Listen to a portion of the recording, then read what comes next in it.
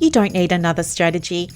Here's what you actually need to figure out why you can't implement the things that you already know. I'm Dr. Brooklyn Storme, former psychologist, now business coach, and I help women just like us to build profitable private practices, usually in under 12 months. Being neurodivergent means I see the patterns that other coaches miss, but it also means I'm a truth teller, so I'm not interested in giving you any business advice that sounds good or might be trending, but doesn't actually work for us.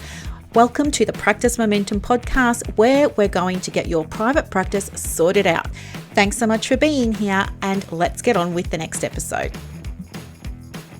Okay, third time lucky, because the one they call Buddy has been playing up. It seems, I think it's because we live alone, and it's usually him that I'm talking to or a client. So when I come on and I try and record my podcast, he's like, what's going on? Are you talking to me? I'm over here. Look over here. Like, look at me. And then he does everything to get my attention, even though I've been podcasting all his life. Yes, all 3 years of it. But anyway, there could be some carry on, folks. If you hear it, please just ignore it. He's still learning. Okay. And it's also super fun today because he is on his own little chair. Well, I've gifted it to him actually as a little bit of a chair. I don't know if you've been following my journey or not, but 6 weeks ago now, I moved into my dream home. I love it. I didn't think it was my dream home initially, but buddy, sit down. Good boy. But you just never realize things sometimes until you've got them, right? The universe works in mysterious ways and all of that. But anyway, as part of that, of course, I didn't want to be rushing around just filling it up with any old furniture. So I've been allowing myself to take my time and really get the things that I wanted. And anyway, a couple of weeks ago, furniture started getting delivered in boxes. Yep. So I was buying stuff that looked assembled, otherwise I wouldn't have bought it because I'm not someone who assembles stuff, but it's arriving in cardboard boxes, flat packed. It was a whole thing. Anyway, I just decided that I was going to use a little mantra, and I'll just say this quickly because I may have mentioned it before, but anyway, I came up with this mantra that it was going to be much easier than I thought. Oh, that was easier than I thought, and I was able to put the thing together. So it escapes me just off the top of my mind what the first thing was. But the second thing was a chair. Yeah, I bought a new chair for my desk. I had a leather chair. I really like my leather chair. It's in the garage now because it's just not working with the vibe of the room, and also it's a bit cold to sit on, and I don't like sliding around when I put a cover on it like a little throw rug. So I bought myself a fabric chair from Temple & Webster. Really loved it. It arrived in a box.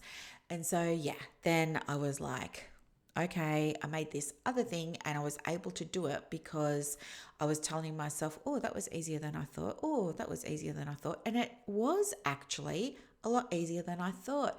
But I was thinking to myself, how far can I push it? Because part of me was saying, you want to finish on a high. Like, you used your mantra, you were able to put that flat pack furniture together, it worked. Let's just leave it there. You don't want to try a second thing and then it not work, because then that'll undo your mantra. This was what was going in my mind. So it took me a little while, and then I was like, do you know what? I'm just going to do it and I'm going to use the mantra again. So I did, and bada bing, bada boom, it took me less than 15 minutes and I had the chair assembled. And then I was saying, when I shared that on Facebook, I was saying, and now I'm looking at this great big huge box in my lounge room of this couch that I have to assemble, and I'm side-eyeing that and I'm thinking, should I have a go? So that's been there for about 3 weeks. And then yesterday, instead of doing what I was meant to be doing, I just got the feeling that I was going to have a go. I was sick of staring at this box. I'm just going to get it done, right? And I just really tuned into that belief that I had around it being easier than I expected, right? Oh, this is so much easier than I expected. And so that's what I did. And so I was kind of nervous, yet also wanting to hold the faith. And so I began by just doing baby steps, baby steps, baby steps. So I cut off, the packaging tape that just goes around the outside, like those straps. They're either usually white or they're bright blue or black.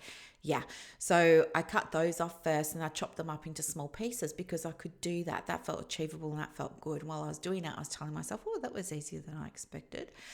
And then the couch was on its side, so I had to drop this whole box onto the floor, and I was nervous about that because I wasn't sure how heavy it was. I mean, it took two guys to bring it up, right?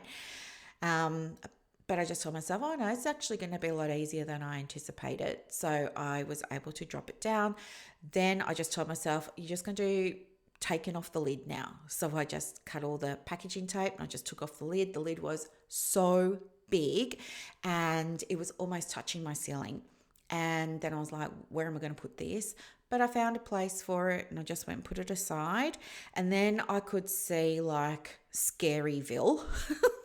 It was all this furniture and it didn't have covers on, and there was plastic bags everywhere with screws and bolts and nuts, and I was just like telling myself, and washers, I was just like, it's going to be fine. Like, this can be so much easier than you thought. Don't have a panic attack. And so I cleared off my buffet and I opened up the plastic bags and I laid out all of the things and I counted all of the things. I put them all in nice rows and columns so they all made sense, and I looked at the instructions and I just checked that I had the right number of everything, and that felt really good to do that. And I said to myself, well, that was easier than I thought. And then I looked back at the box and again, mild panic sort of setting in, because two things. Number one, I was like, oh, I've never seen half of this stuff before. I've got no idea what I'm doing. But then the other half of me said, but no, you can totally do this, and we're just going to do what we did with the screws and the washers and the bolts, and we're just going to take everything out and lay it out. So that's what I did. And I was also thinking, like when I had to lift out the actual frame of the couch, I was like, how am I going to do this by myself, right? This is going to be really hard. But then I told myself, no, it's going to be easier than you thought. You can do it. And I did it. So then that meant that I could get rid of the bottom half of the box, which was great. So I go and put that in another room, and now come out, I've got all the furniture in bits and pieces, all laying out in rows and columns.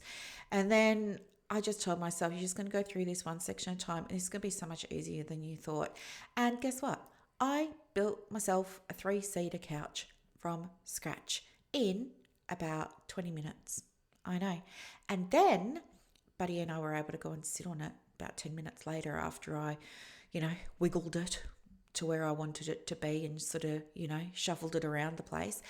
But it was like so good. But anyway, as part of that, I did get a matching footstool / ottoman. Oh, that was the first thing that I put together. But it's quite high. And I was just thinking to myself, oh, this is too high for the lounge room, because the way that I've got the TV and the TV unit and everything, they're kind of like at eye level, maybe just a little bit lower than eye level. It's just something that I heard a long time ago on a design show, that when you have your TV positioned anywhere, like it should always be eye level, so you're not looking up, it should be like directly in front of your eyes when you're sitting down. So to have this footstool, it was like just too high for everything else in the room. So I thought, where am I going to put it? I can't throw it out. Like, what am I going to do with it?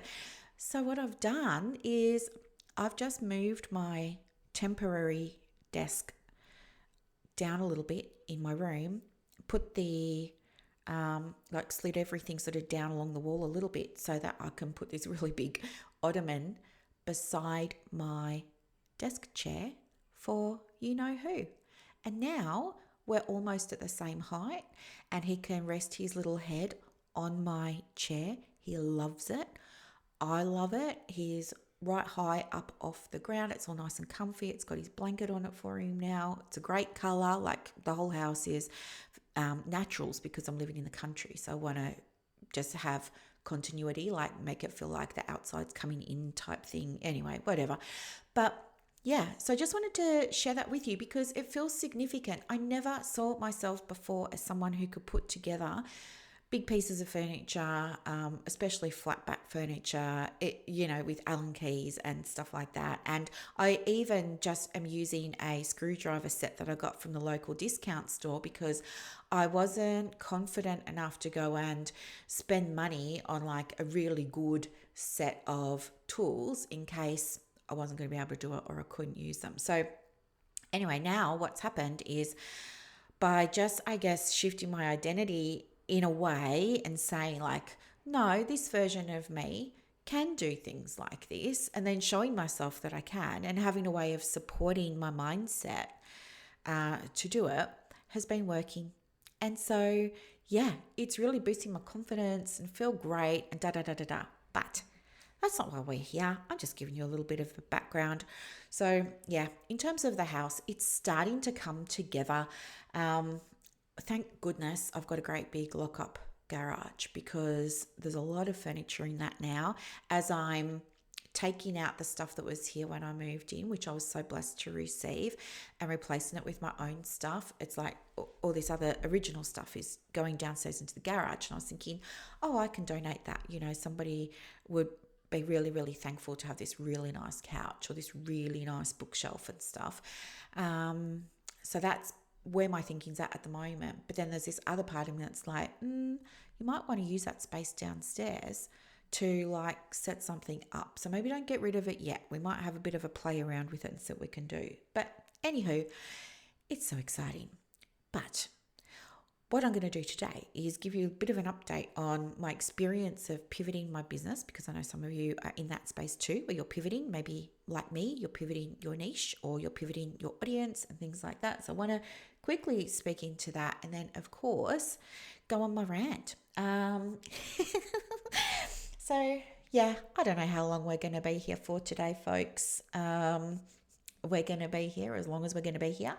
And you can stay as long as you like. You can hit pause, come back later. Doesn't matter to me. I just want to share this with you because I think it's interesting. So interesting. Okay, so back to me. Yes, of course, back to me. Because you're not here and you're not here. But I know some of you are probably talking to the radio right now or talking to your YouTube and you're going, but I am. Anywho, you know what I mean. In terms of the pivot for the business. So I know this is going to sound so crazy, especially if you've been in my world a little while. You will know how I feel about websites and how important they are and how your Google business profile is so important and all of those kinds of things. And yet here I am. I think my website's been down for 2 weeks, maybe a little bit over 2 weeks. Now, again, interesting observation that I'm having right now is that old me would have been having a panic attack about this, but new me is like, it's more important you take your time, you get it right, you've got the breathing space to do it, you don't need to rush it, all of this. Good. Okay, great. What I'm noticing is I told myself before I go and rewrite the website, I need to rethink, as I say to you guys, the messaging. I need to rethink what I want to say, need to, put it in my own words, not AI and all of this. And it's been interesting because I thought that I did all of that. And then I started building the website, right? So I use a GoDaddy website builder. It's nothing flash. I'm not a WordPress person. I just like GoDaddy because I've been with GoDaddy for, 10 years now. And so anyway, what was I going to say? I just got distracted because somebody was trying to climb up on my shoulder. Maybe it's not such a great idea having the little footstool right beside me. He's learning. It's okay. I forgot what I was saying. Anyway, so I deleted all of the sections in the website builder and I started like adding them in, a page called About, a page called Contact, a page called this, a page called that. And I started uploading my content that I'd already written, right? I'd written it by hand. I'd given it to the AI just to double check I hadn't been repetitive, to make sure it made sense, to make sure it was accessible for different reading levels, those kinds of things. Again, just like I tell you guys to do. And I started filling out these sections in my website builder, and then I didn't get the whole thing done at once because I was working with clients in the morning and then I'm off getting furniture in the afternoon or building stuff or whatever. So, yes, I've given myself space. I haven't put myself under any pressure. I work on it some days, not others. But what I was noticing was that when I did go back and have a look at it, it was interesting because, say, the day I had been working on it, I need to be satisfied with something before I'll get up and walk away. I find it very difficult to down tools if something's incomplete or it's not up to a good standard. And so I knew that I was happy with this. Otherwise, I wouldn't have gotten up from the computer the day that I was working on it. But when I came back and looked at it a couple of days later, I was like, no, this doesn't feel like me. This feels a bit cold. This isn't the way I want to go. This isn't the type of offer that I want to have, blah, blah, blah. And so then there was the process of the iterations, right? Which is exactly, again, what I say to you, like there's going to be iterations and lots of them. And in fact, I think I must have rewritten my homepage message, and I'm not even joking. I write it in my journal. It feels really good. I put it on my website, come back a couple of days later, but I'm like changing it again. And the reason why is because in that 2 or 3 day period where I wasn't looking at it, I've been acquiring new information. I've been reflecting on things differently, And so now when I look at that message, although it's only 3 days old, it's not what I want to convey. So I'm updating it. So anyway, there's been all of that. And I think like I'm so close to having it finished and ready to go. I'm okay with things not being perfect, and I'm okay going in and changing and making updates from time to time. That's perfectly okay. But it's nearly there and it's nearly done. However, although the website has been down for 2 weeks, it hasn't impacted my inquiries at all. And I've still had opportunity to connect with people who want to work with me for their private practices. And it's been interesting because some of them listen to the podcast and they love the idea of manifesting because, well, I'm talking about it a little bit more now lately, obviously. And they're hearing this and they come in like, I'm so curious and I want to do it, but I'm not spiritual, or I don't know if I really believe in it, but I'd like to be able to believe in it. And so, I thought maybe it just might be helpful to go and explain a few things and give some clarification. And so I thought a fun way to do that might be to have a look at all the criticisms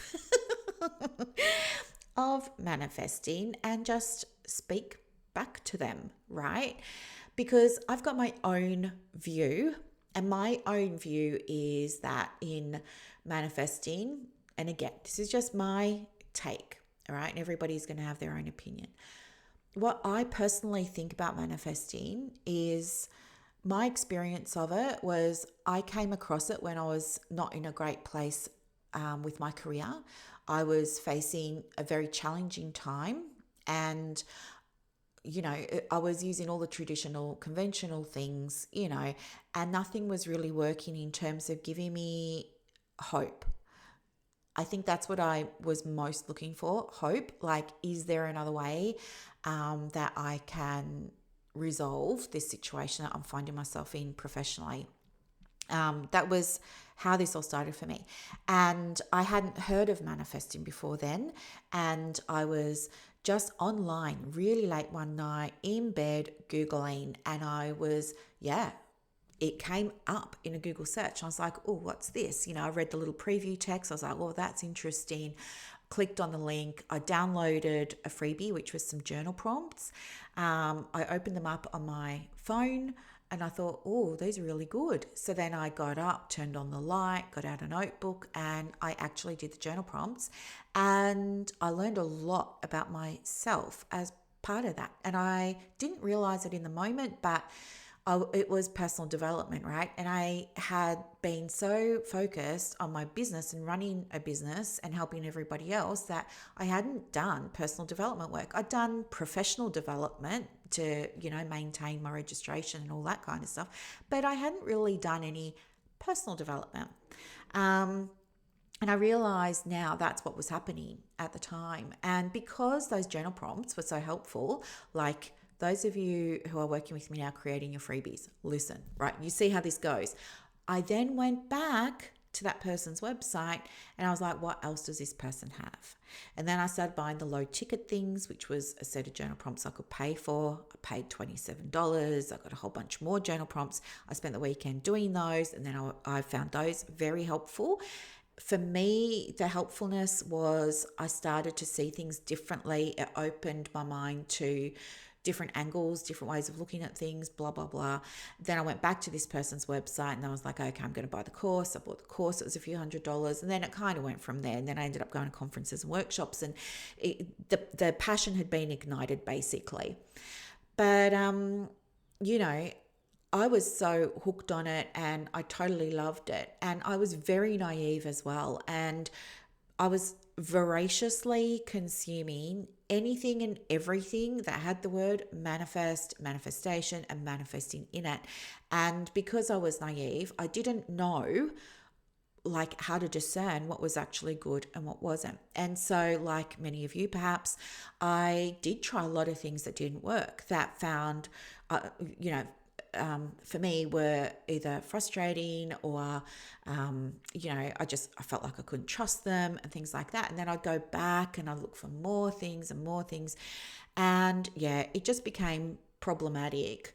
And at the same time, I'm balancing this awareness of, and I know now it was because of the autism, and part of the autism for me is pattern matching. So I was able to, with some of the stuff I was letting manifest, and go, oh, this reminds me of this in psychology. This reminds me of that in psychology. And I was starting to, so it was a hard time because I could see so many parallels over here, yet at the same time, there was all this other junk that was included in manifesting that was pretty much junk.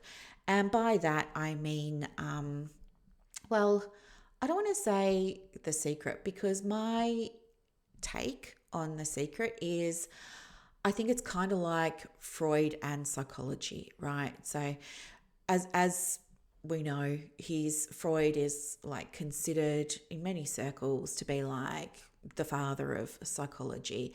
Although now there's a lot of criticism of his work. We know about he was a Frankist. We know he was a pedophile. We know about, the fixation with the sex and the children, and all of that was about the pedophilia, and that's been demonstrated consistently. It's not talked about in the psychological community, but that it's facts, right?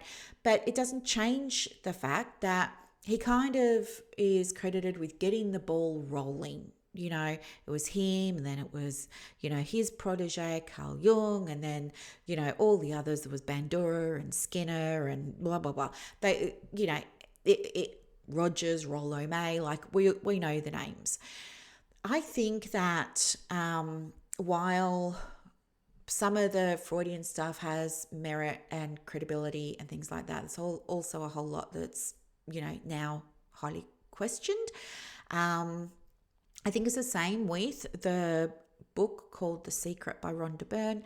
I think that book, I think the value of that book was that it put this on the table, so to speak, to be discussed. But I think that it was absolutely full of flaws too, because it's not like, a fully comprehensive book, and that wasn't ever the intention. But my concern is it gives bits and pieces and snippets and, but to somebody who's a novice who maybe doesn't think to do more research, or maybe doesn't have a research background or things like that, you wouldn't think to go and research. You take the book at face value, and then you try the things, and the things work for some people some of the time.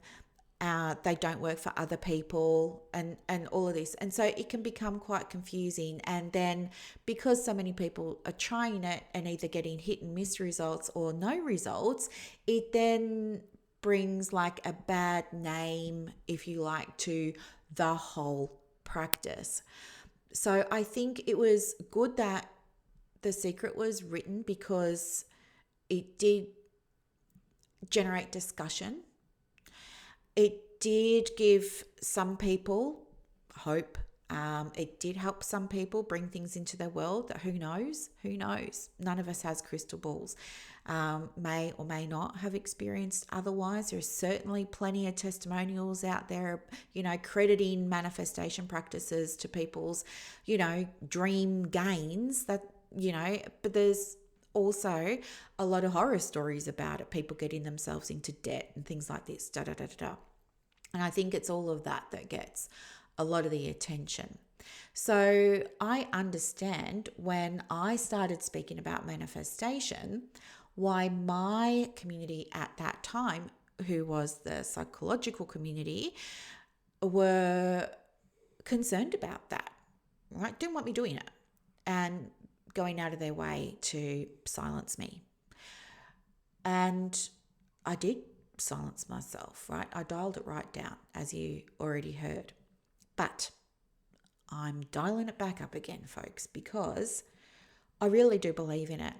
And what I know now that I didn't know then, what I know now with my research I've been doing, is that I think, and I don't want to, this isn't about shaming or blaming or anything like that, but I think the reality is, like, if you go onto Instagram, if you go onto Facebook, or you go online and you start researching manifestation, it's people have a love-hate relationship with it, number one. So people are usually quite strong either way. It's hard to find middle ground, which means it's hard to get a balanced viewpoint.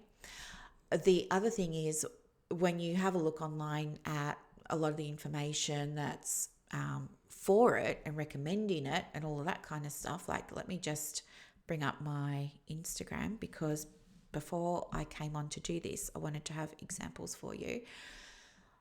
Yeah. There are things that are just like, so to me, they're annoying. Like, there's an Instagram post I'm looking at right now that says money will come into your account like river water, affirm by typing yes, things like that. Here's how you can manifest your car. Step 1, mirror gazing. I mean, all of this, stuff like that. I'm in my calm era. I just pray and let it be. I think when people take that and they don't perhaps think, or maybe they're not aware, or they don't go and research, I think they're looking for hope, like I was, or maybe like you were at some point. I think that they can take that and they believe it. They run with it. It's aligning with what they want to hear. Another one, a miracle is coming your way and it's going to be big enough to change your entire life for the better. If you believe, type, miracles are coming. Like, this is the BS. And this, I think, it absolutely is what gives it the bad name, right? And all these quotes pages about manifesting and blah, blah, blah. So what I thought I would do today is just like, as you know, I was criticized heavily by people in the professional community 10 years ago when I started talking about this, and it caused me to shrink. But now I want to go and respond to the criticisms and all of the other criticisms. But of course, I was going to say I don't have time for that. You know me, I could talk about this all day long and well into the night if I really wanted to, but I haven't. I've just gone through and I've found a bunch of criticisms. I think I found 10 criticisms of it from people who are against manifesting. I want to acknowledge those concerns, and I just want to share my point of view, because maybe you've got some of those concerns, so I want to address them. But then I'm also going to talk about like my 2 or 3 biggest criticisms of modern manifestation as well. So that's what I mean, buckle up. It's going to be so much fun. And if you've got criticisms of it and you'd like me to speak to them, email me. It's support@BrooklynStorm. We can still be friends. It's not about we all have to agree with each other. I think discussion is how we learn. I mean, just be nice. Like, don't like send me hate. Like, just be nice, but say, hey, can you explain more about this? Or I disagree about this, or something like that. Like, and I'm happy to have those conversations and to answer those things. But yeah, as I said, like, no hate, please. Okay, so one of the things is, now I've got to try and read my handwriting. It's like the more wound up I got when I was reading some of these criticisms, the messier my handwriting got. What have I got? Okay, so the first thing is that manifesting is new age. Okay, so it's called a few things. It's called new age. It's referred to as woo or woo woo, magic. You've got to be spiritual to do it. It's something that the woo woo, hippie, spiritual, non-religious people, do. Da da da da da. And you've got to be in that sort of space to be able to manifest anything. I want to say no. I believe, again, this is me, I believe that we're manifesting all the time, okay? I believe that everything that I'm seeing around me is the result of a collection of things. It's a result of what I believe, what I don't believe, what I value, what I don't value, what I think I can do, what I think I can't do, what I want, what I don't want, my resourcefulness. Like, I think there's so much that goes into manifesting. And I think that it's really important to know that, yeah, everything has sort of come from something, right? I didn't magic anything out of the air, good or bad, neither did you. Sometimes stuff just happens. A lot of the time, stuff happens because we're not intending it. We're running on autopilot. That's part of the function of our subconscious, right? It's to filter things, to conserve energy in our brain. The brain uses, I know I'm speaking to a lot of psychologists and counselors and therapists at the moment, so I know you know this, but the brain uses a very high caloric count. I think, I could be wrong. I haven't checked this, but I did read somewhere that it uses like the most calories in the body at a given time, which is why when you're working or when you're studying and things like that, you can sometimes feel quite hungry, or you can feel thirsty and dehydrated and stuff like that. It's because your brain is using so much energy for all your neurons and dendrites and synapses to be wiring and firing and producing the neurotransmitting, blah blah blah. It's a whole thing. And also, when you're studying, you're learning, which means that we're trying to create new neural pathways in your brain. That requires effort requires energy, right? And at the same time, when we're reinforcing that learning and we're going over it and over and over it, there are other parts of the former wiring and firing that are now needing to atrophy a little bit. So it's a whole thing. So as I said, I believe that everything you got around you, like my Blue Yeti microphone, which is actually white, it's just the brand is called Blue Yeti, that was a manifestation. I knew I needed a microphone. I've been using a lapel mic when I first started. Then I got a Blue Snowball because I was Googling what microphones do other podcasters use. And then I was like, I'm going to get myself one. And so I got myself one. This was an intentional manifestation. Okay. But there are other things, like I'll just go make myself a coffee. Now, obviously, I just didn't magic that coffee out of thin air. At some point, my body said to my brain, she needs coffee, mate. Go and make this woman a coffee. And I just didn't even give her any thought. My body and my brain were just on autopilot, and I'm filling up the kettle and I'm turning it on at the wall and I'm getting my coffee and and I'm just doing it. I didn't go, oh, I'm going to manifest a coffee, right? Things around you that you've got, by and large, have happened on autopilot. I think that's a very important distinction to make and to understand, because I believe that a lot of what we see online and in pop culture, in the magazines, in The Secret, in the books, in all of the stuff, I think that's focused on intentional manifestation, and it doesn't talk about all the other stuff that happens on autopilot when we're not thinking about it. And because I do believe that two things can be true at once, I do believe that I don't know who said it, was it Einstein? There's always an equal and opposite. So I do believe that for every problem, the solution exists simultaneously. It's also available to you. I think just like when you're looking online and people are talking about intentional manifestation, there's also the manifesting that we're all doing every day where we're not intending and we're making stuff happen. We're getting a result, right? Something is changing, something is occurring. We're seeing something, we're hearing something. That's not talked about. So, anyway, and the other thing too is it's not necessarily new age or woo or spiritual. I think what happened was the branding, really. And again, I'm just going to go back to The Secret because it seems to have been such an important time when you start researching, the timeline of manifestation. This seems to really spike. So I think it was a branding thing. And around the time that the book came out, in the spiritual new age new thought circles, everybody was talking about things like Age of Aquarius.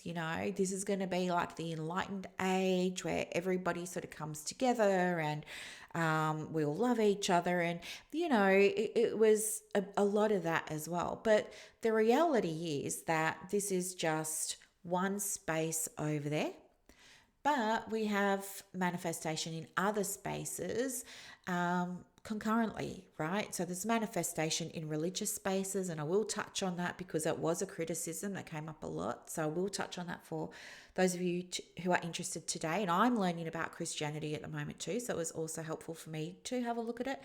But it was also happening in business, things like that. But you're going to hear that there's a lot of, I think there are a lot of people who talk about manifesting online with authority, like they convey that they know a lot. And I'm not saying that they don't, but it doesn't look to me like they do, because when I look at what they're offering to their audience, it's like a strategy here, a strategy here, a strategy here, a strategy here. It's strategy, strategy, strategy. And I think that's inherently wrong. That's inherently flawed. And there are problems with that. Because again, if you get a naive person, and when we start, we're very naive because we don't know what we don't know, I think that's the trap. And you walk into it without realizing, but we'll talk about that as I go through. Now, not in any particular order, these are just some of the more common ones that came up. So one of them is, one of the main criticisms is that people in the world believe that one of the main problems with manifestation is that it speaks about things like universal laws, and that universal laws are by definition truths, and they apply to everybody all the time, no matter what you're doing, where you are, and things like that. And that therefore it doesn't create space for people to, question, like, truth about what? How did this truth come about? Truth under what conditions? Like, there wasn't any scope for understanding truth. I think this is very interesting. I mean, universal laws, I don't personally think have a whole lot to do with manifestation, but they are discussed in the manifestation community a lot. I think that's where some of the new age, new thought, woo-woo stuff kind of sits. I don't know that there's a whole lot of evidence for it, but in saying that, I do believe in some things that are referred to as universal laws. And you can find evidence for what I believe called different things in different, like in philosophy, you can find these things, in sociology, you can find these things, in, science, you can find these things. But just to give you an example, there's a law of gender. And the law of gender isn't about your sexuality, it's not about how you identify or anything like that. The law of gender simply means masculine and feminine energy in terms of, what do I want to say? Everything has masculine and feminine energy, or ideally, we want to bring things to us, through us, with a balanced energy. And I think the easiest way to wrap your head around what masculine and feminine energy is to think about Eastern philosophies and Eastern traditions, because they've been around for eons, and they call it yin and yang, right? So if that's a bit easier for you, but I think in the West, we just call it masculine and feminine, but yin and yang, right? The philosophical underpinning is the same, and it talks about the feminine energy being creation, like where the feminine, and again, an easy way as a total beginner to this is to think about it in terms of maybe even in the past gender roles, right? Which I know is going to be triggering, but please just like put that aside. I'm just giving you a context to understand what the masculine and feminine energy is taken to mean. Traditionally, the feminine energy is about making things beautiful, making things pleasing to the eye, nice to look at, nice to smell, nice to taste, nice to touch, very sensory, very nurturing, very comforting, very safe, very the feminine energy is an energy that is quite free, is quite able to go from one situation to the next quite easily. Can, in work, for example, the feminine energy is going to show up if you're somebody who likes to have a million tabs open and you're quite okay flicking between them. Whereas somebody who's more masculine dominated can only have maybe 2 or 3 open at a time, right? And they're barely going to look at one. One's going to be the email, and they're only going to look at it when the little notification pops up that says they've got one, right? The feminine can stop and start. The feminine loves connection, loves relationship, loves rapport. At work, if you've got a boss at work and they're more inclined to be in their feminine, sometimes then they're going to have the door open, and it's going to be an open door policy. And anytime you want to speak with them, you can, and you're welcome, and you can go to them and you can send them a message, or you can knock on the door and say, do you have a minute? And they'll stop what they're doing and they'll give you their full attention. That's somebody who but if somebody is more in the masculine, they're probably going to have the door closed, and they might have office hours where you can go and talk to them, or they might have, like, you've got to go through their receptionist or the practice admin to get to them and things like that, right? So the feminine is about all of that, and she's got all these beautiful qualities, especially around creating things, right? And so that energy is fantastic when you're wanting to manifest things, because it's that level of creativity that energy brings that allows you to innovate, allows you to problem solve, allows you to see solutions where others see problems, allows you to self-resource, all those kinds of things. But that's when, that's the feminine.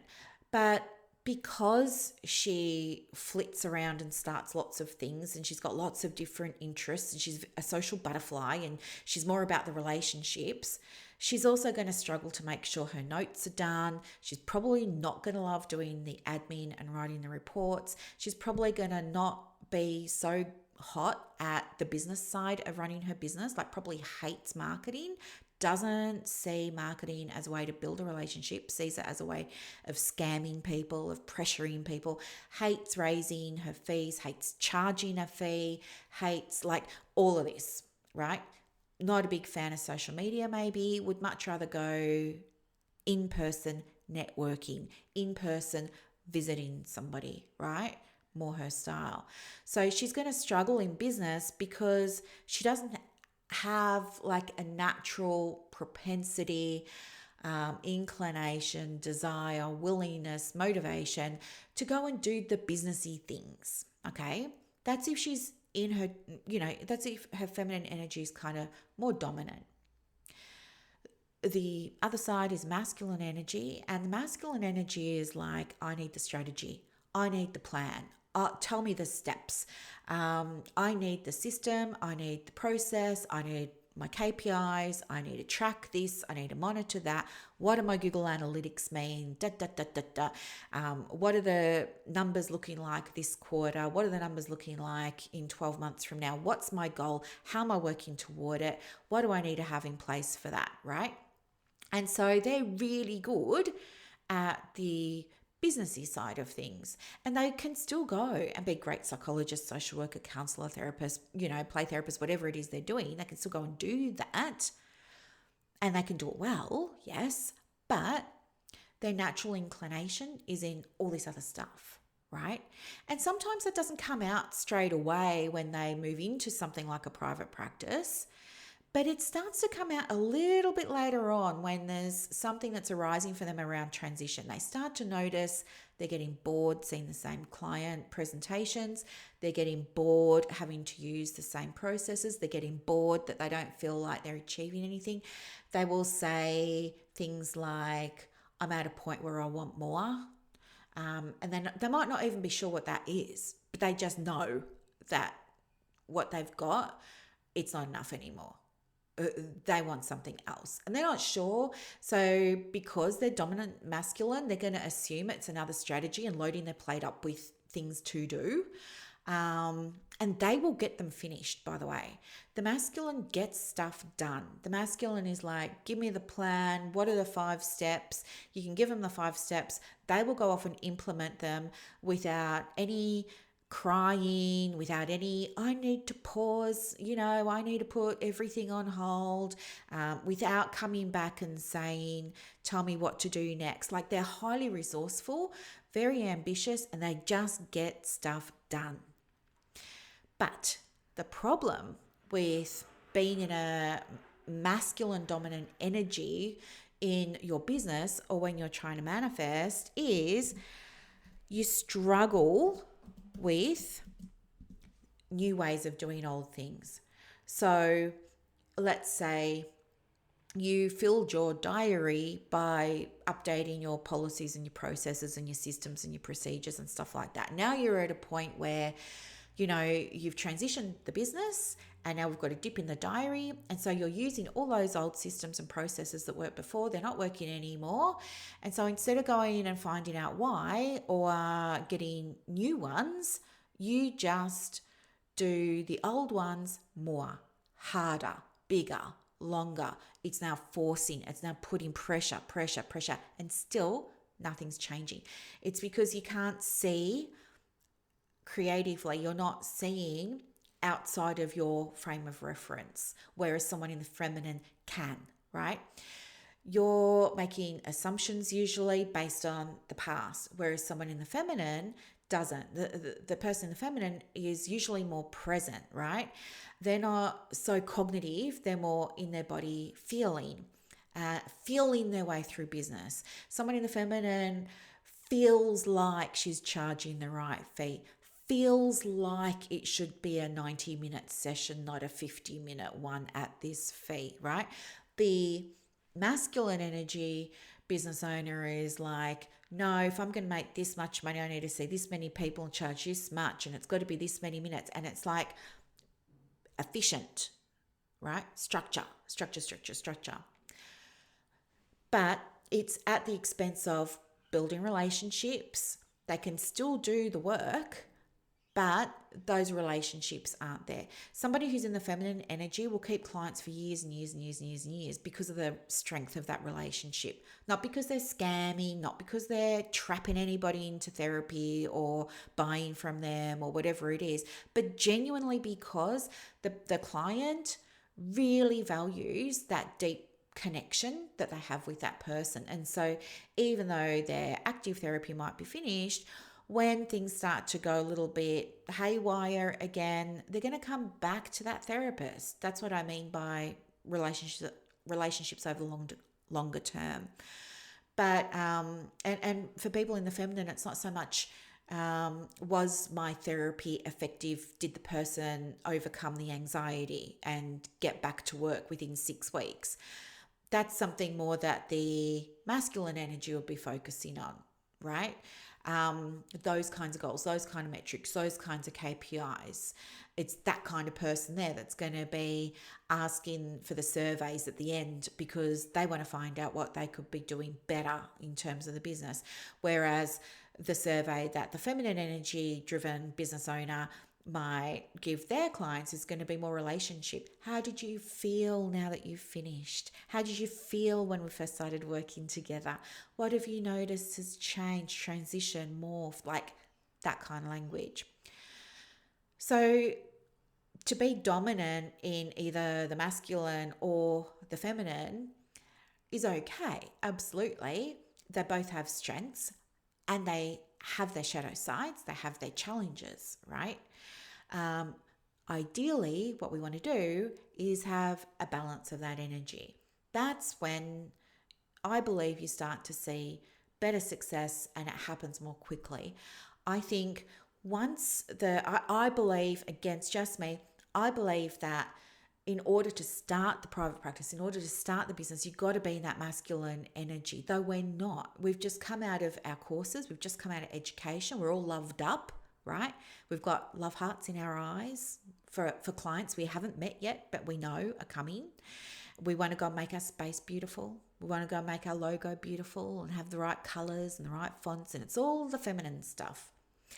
And, we open the business and we open it to crickets, and then we realize, oh, well, where are all the clients? We don't have them. We start to turn on ourselves. We think we're not good enough, blah, blah, blah, blah, blah. But it's just because we didn't put those structures in place. And now you go and get a business coach. And your business coach is like, what's your intake procedure? What's your marketing process? What's this? And it turns out you got none. And okay, that's a bit of pill to swallow because now you realize you're behind instead of ahead like you thought you were. And then on top of that, you've got to do all these things that you don't want to do because your energy is more feminine. Like the last thing you want to do is charge a cancellation fee. Eek. No. But if you're in the masculine, you're like, I get it, I understand it, I see the pluses for the client, I see the pluses for the business, right? Let's do it, it gets done.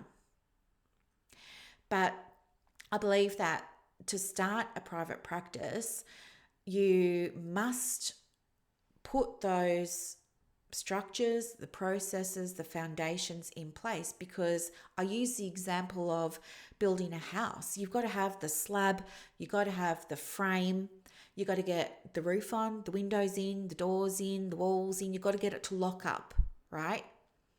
And then because that's all nice and safe, then you give the keys to the feminine and you say to her, go for it. And she will go into that house and she's going to paint the walls. She's going to choose the furniture. She's going to, have the welcome housewarming party and invite all the beautiful souls in, and there's going to be glasses clinking and music playing and laughter and joy and connections, and she can do all of that because she feels safe because there's the structure there. But she goes to pieces without it, and so does her business, right?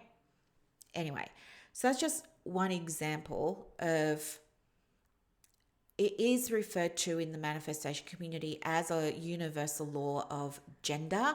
However, you also find it in Eastern traditions as well, and you find it in philosophy under different names too. So I'm just giving you an example that I'm not saying all the universal laws are, bad and irrelevant and made up. I'm just saying, like, if you want to go and have a look at them, have a look at them, but be discerning, right? See if they make sense for you. But yeah, back to this idea of like post-structuralism. Post-structuralism is like understanding that, yes, there's a truth, yes, there's the reality, but also being able to understand how, why, in relation to. Okay, so that is a criticism that I half and half agree with. The next criticism was that, it doesn't allow for pluralism. So manifesting doesn't allow for pluralism. And by that, what I mean is that a lot of the criticisms that I read online were all about, you've got to do these things in manifesting to create your reality. And it's kind of implying or suggesting that this is the way. Pluralism, though, is the acknowledgement, well, there's more than one way to skin a cat. And, just because manifestation believes that this is what reality is, doesn't mean that we all must subscribe to that belief or that we do. And in fact, there are so many examples of, different beliefs about reality and what creates it. Buddhism has its own beliefs about reality and what creates it. Religion, Christianity, like there's so many, physics, science, right? So many different perspectives on reality. So manifestation is not the only one, but I think to say that that's a problem because it says that, it's the only one that has the tools and stuff like that, I think that's probably not entirely correct, because Buddhism's going to say they're the ones that have the tools. And you could say, therefore, that would be your criticism of Buddhism. So I think take that one with a grain of salt. It comes up a lot, but I don't think that it's necessarily at the exclusion of anything else. And I think if you did go and have a look at anything else, you could say the same thing about the anything else you were looking at. All right, the third one was that it doesn't make any allowances for contingency, right? It's kind of saying, if you do this, then you'll get that. If you maintain a positive vibration by being happy all the time and you only think positive thoughts and, the whole toxic positivity thing, right? If you do that all the time, then you'll manifest the things that you want. You'll manifest the car, the home, the dog, the husband, like whatever it is, you're going to manifest your stuff. I agree with this criticism. I think it really is a problem because it doesn't create space for other things. For example, I believe, and again, this is just me and this is my experience, my take on things, my wisdom here, but I think that being able to consciously, intentionally, deliberately achieve a goal, right? That's what you would say in a business sense. You'll call it a goal setting, like achieving your goal. In another sense, we'll call it manifest something into your world, your experience, your reality, whatever. I think it is going to be heavily influenced by a number of factors. Some of those factors are absolutely going to be socioeconomic background. I'm not saying like you can't be broke and manifest. You can, but it's going to be so hard and I wouldn't recommend it. I think if you're experiencing any instability, like it's going to be really, really, really, really hard for you to go from, I grew up in poverty.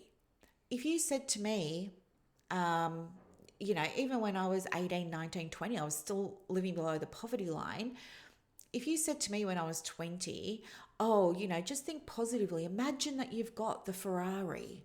Like, just imagine it, and don't ever let yourself feel anything but positive, and just, trust that the universe will provide and you'll get your Ferrari. No, I think it can be problematic. And I think it's also going to be, your results are going to be contingent upon other things as well, like your health and well-being, right? I mean, if you've got serious mental health issues, it's going to be very difficult for you to manifest things. Again, not necessarily impossible and case by case, I know, but I think by and large, anybody would say don't do it if you're not well.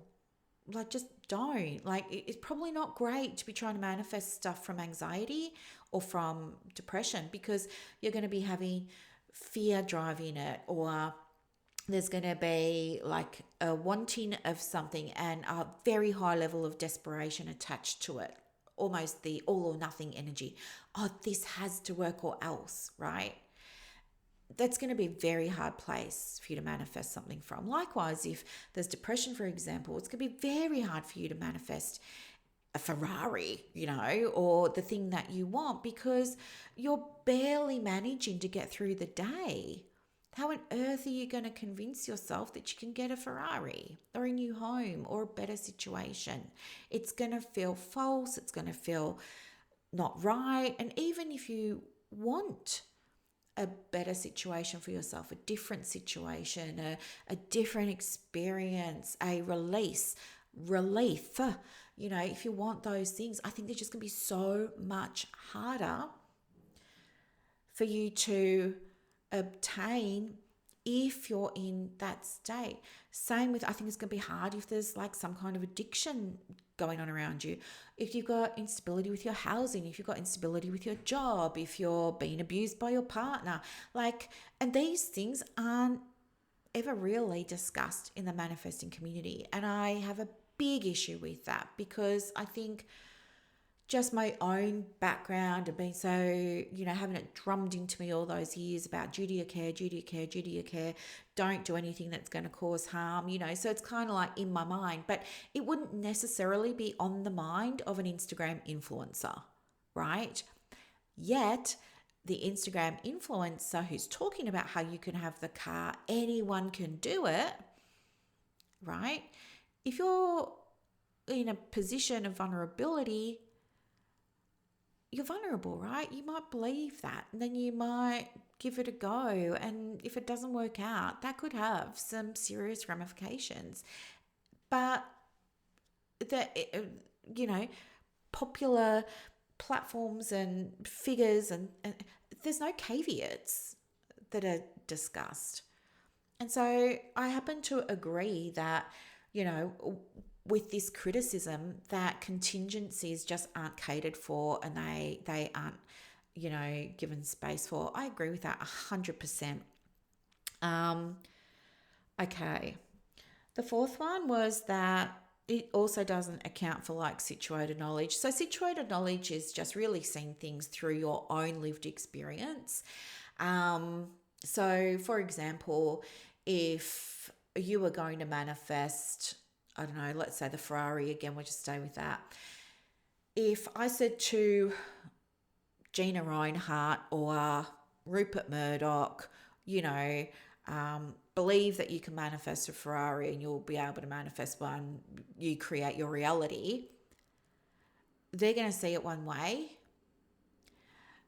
If I said it to the version of me who was living in poverty when she was 20, just believe that you can do it, and you're like, I'm going to see it a completely different way.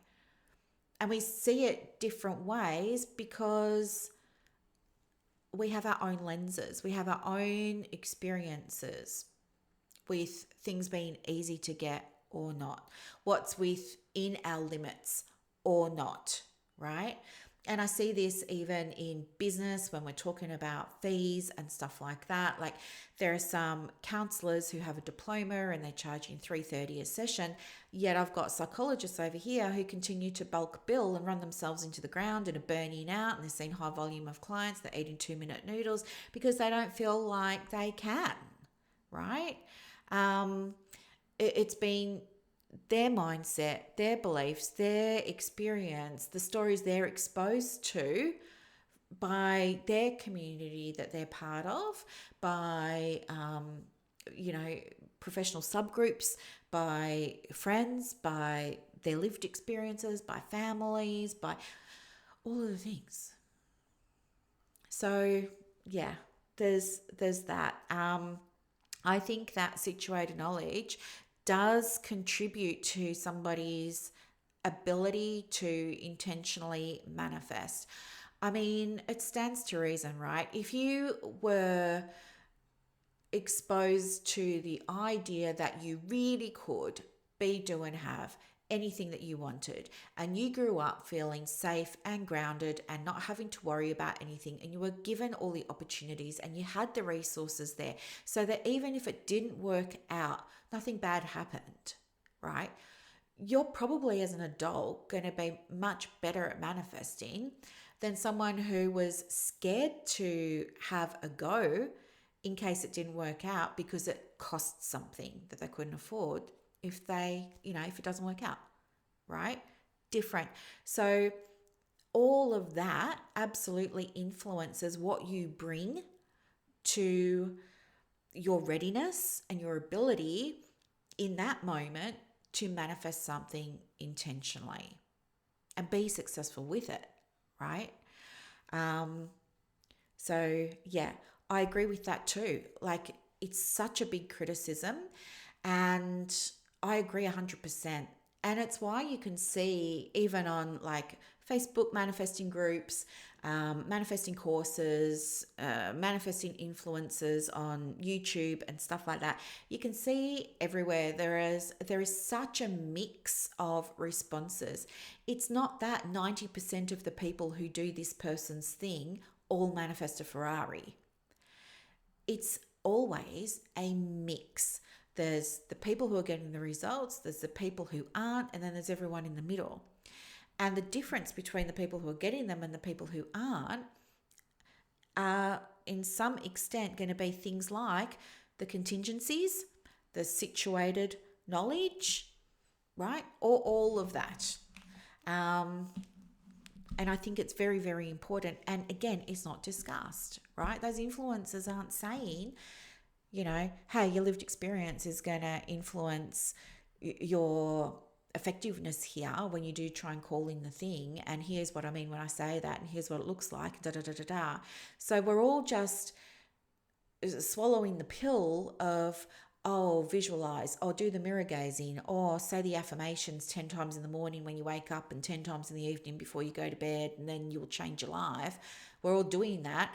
And it's working for those of us who are already positioned to manifest. We're just needing that leg up. But it's not working for somebody who doesn't know where they're going to sleep that night. You see what I'm saying? Sorry, just got to do the passcode on my screensaver again. Okay. The other one is that, what have I written here?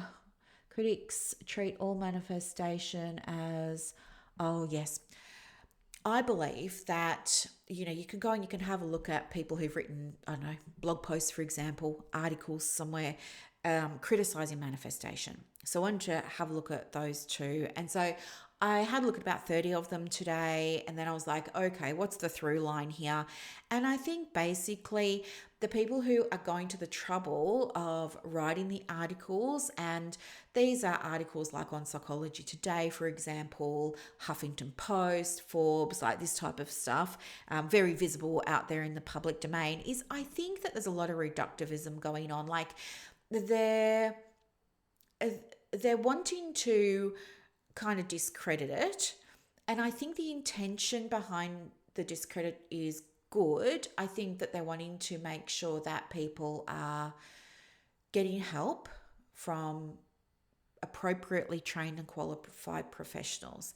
And I agree, people should be getting help from appropriately trained and qualified mental health professionals. My issues with many of the blogs and the articles, though, is that they're written by people who have a strong background in, I don't know, maybe therapy, let's just say, keep it simple. But they don't really have too much of an understanding of manifestation, right? Of any particular depth. In fact, it seems to me like they have just got on Instagram and had a bit of a squiz at things and drawn conclusions from it without any real sort of depth. And I think what happens is there are so many nuances to manifesting, they get lumped together. And I think the people who are writing the blog posts and the articles and things like that tend to go for the low-hanging fruit, right? They're easy things to dispel and discredit and, hang your hat on. Like, wishing things into existence, like, oh, just like visualize you're going to get a check for $10 million and it will appear. Like, they hang on to that. And there are manifestation people and manifestation quotes, manifestation books that do speak about that.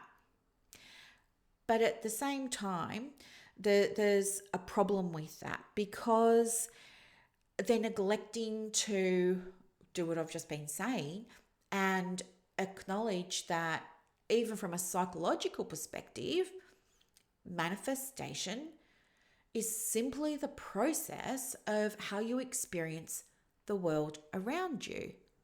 That's what psychology is, right? You have symptoms of anxiety because your brain is interpreting something in the world around you, in your reality, in your experience, as threatening, okay? Whether it's opening the email, whether it's, walking to your car late at night, whether it's, there's that. It's the same with any other mental health condition. Also, I think but by reducing everything to, the obvious, the secret was, CRAP and, quantum physics is CRAP and all of this.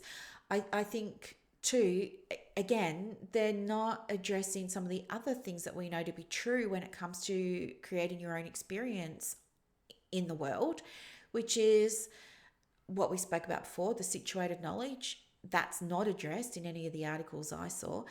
They don't speak to behavior.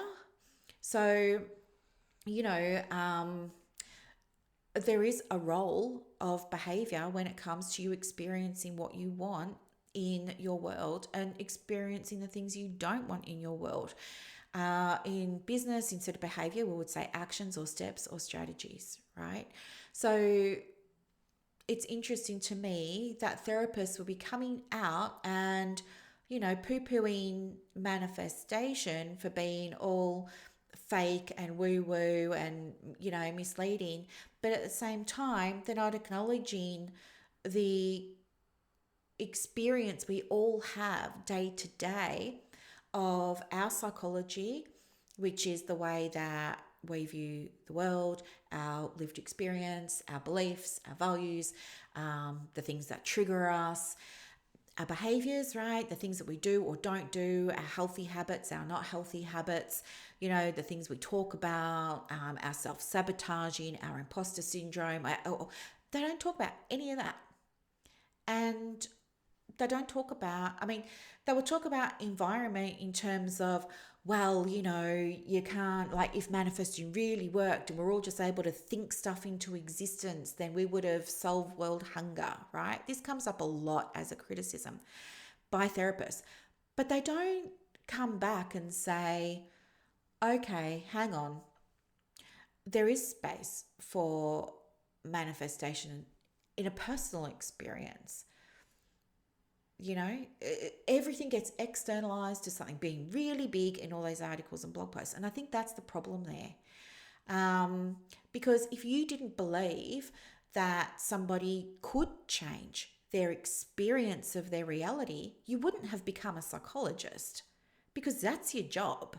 You wouldn't have become a counselor or a social worker because that's your job. If somebody's feeling like they've got low confidence, your job, the thing that they're paying you to do, the thing that you went and got trained in doing, is helping them shift their sense of confidence. And that's their experience, that's their reality. You're helping them shift their experience of their reality. And you're going to do that by talking to them about their identity, their beliefs, their subconscious, their automatic thoughts, their catastrophizing, their environment, the behaviors that they're doing or not doing, the habits that they're tracking or they're not tracking. So it makes no sense to me that trained mental health professionals would be arguing against the idea of, as people, to a very large extent, for most of us, we can create our experience of the world, right? Our world within the scope of our ability to do that, right? Now, can we change the fact that somebody died? No, that's not within our scope. Can we change how we perceive that happening as being something that was bad, good, not bad, whatever? Yes, we can. Example, I used to work for the Brotherhood of St. Lawrence. It doesn't exist anymore, but it's like the Salvation Army, like the Salvos. And I used to work in their employment program. And I used to work with the people who had been very long-term unemployed. And they had all kinds of mental health conditions, housing issues, legal issues, relationship issues, this, that, and the other, right? The whole gamut.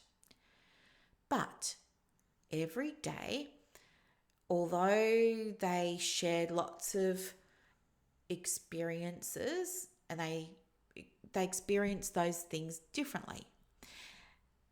And what that looked like was somebody would come in and they would say, I lost my job, it's all over. Everything's over. My whole life is over. And then other people come in and they would say, I lost my job. Can you help me get a new one? And then other people will come in and they would go, I lost my job, thank goodness, because I really like the receptionist so much. It would have broken my heart and I had such a good boss and I knew I needed to leave, but I didn't want to upset them because I really liked them. And so anyway, they didn't get their contract or their funding renewed. And so, now I need to get a job and, this is the opportunity I've been waiting for, right? There's that. I think it's just very important to understand that manifestation isn't about changing things that are external and outside your control. But critics who go and write the blog posts and the articles and the Psychology Today things will talk about those external things. And I think that's disappointing. Because as I said, our job is to help people feel better, usually. Help themselves to feel better. Help them. Even if you're using the outcome rating scale, right? You use that at the end of the first session, or you give them the DAS or the K10 or something like that in the first session. You get the scores and you give it to them again at the end, and you're checking the scores to see has their experience of their reality improved.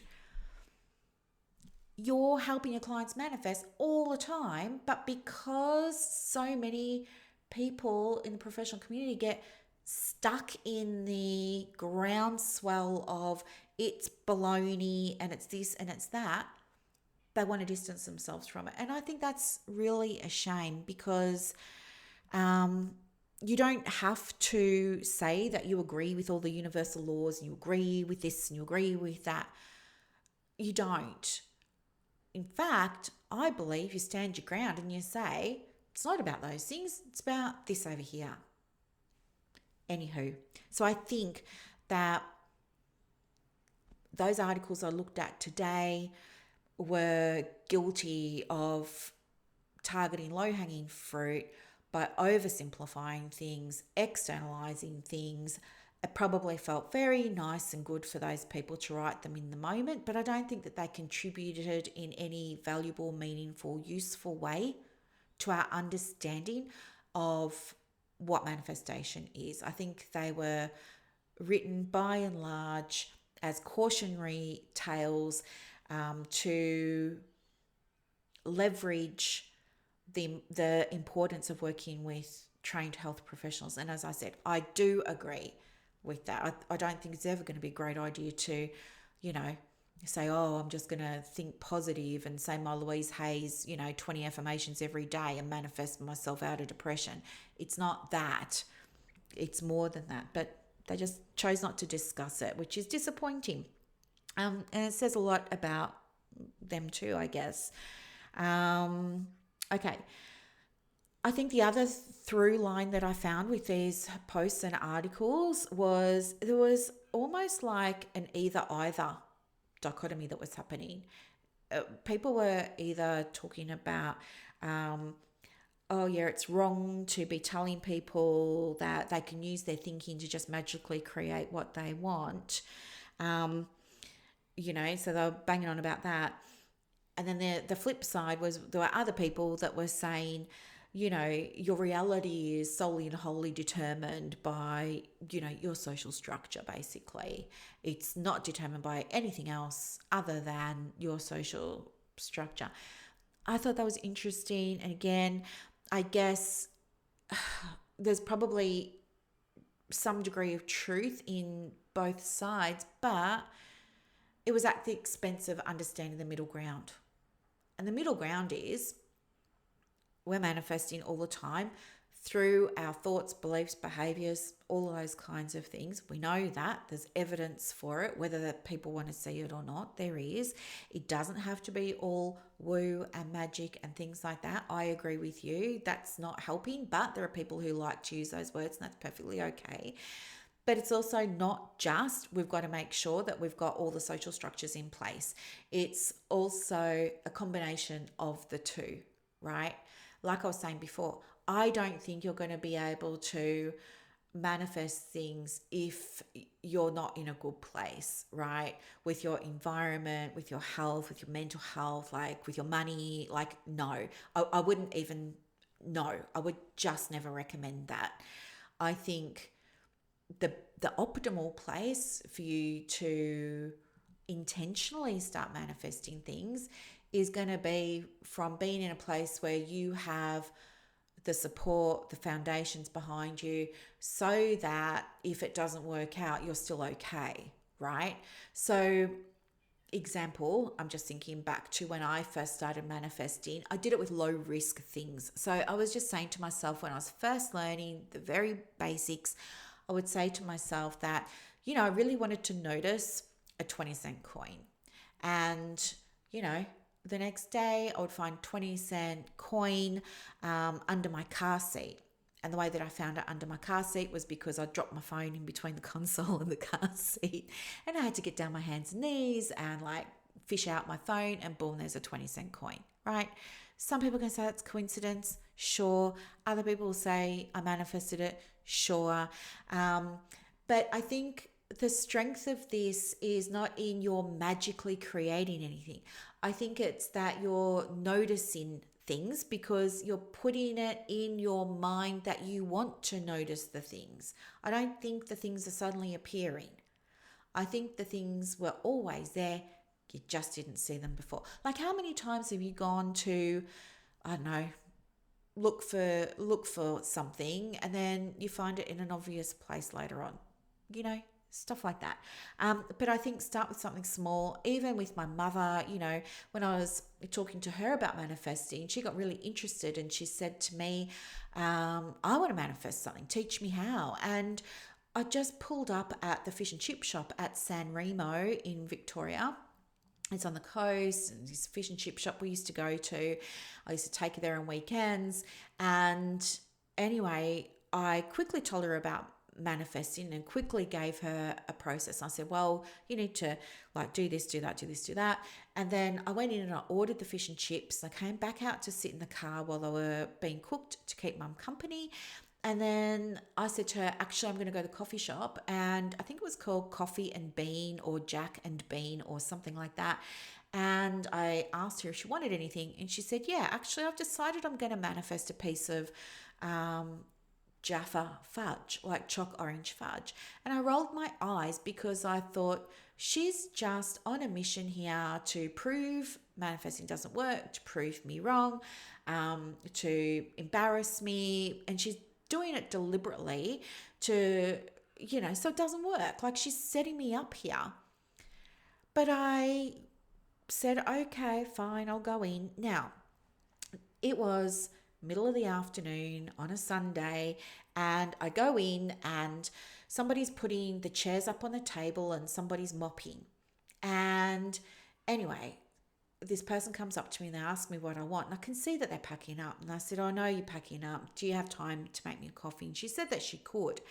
And then I was just waiting, and as I was waiting, I noticed, would you believe that there was Jaffa, bars of Jaffa fudge right in the window underneath the coffee machine. And I couldn't believe it. And I was like bending down and I was like praying. I was like, please let there be chalk orange Jaffa here. And anyway, she comes over, she's giving me the coffee and she says, oh, did you want some fudge? And I said, no, it looks like you don't have any, I got my hopes up. And she said, well, what are you after? And I said, oh, I was just after some chalk orange fudge, but I'm pretty sure you don't have it. And as I was getting ready to leave, somebody else came out with a mop and a bucket, and she said, is everything okay? And the lady that I spoke to said, oh, the customer was just asking if we had any chalk orange or Jaffa fudge, and I told her that we don't. And then the lady with the mop and the bucket said, well, I have just made some and it's out the back. Do you want to come out the back and I'll cut you a slice? I mean, what? Anyway, it turned out that they'd only just started selling fudge. How's that? And the reason that the chalk orange Jaffa was on the stainless steel slab out the back was because she just made it. I know. So how smug do you think I was feeling when I was able to skip all the way back to the Honda with the piece of fudge? And my mum, she was like, oh my gosh, I manifested this. I was like, you totally did.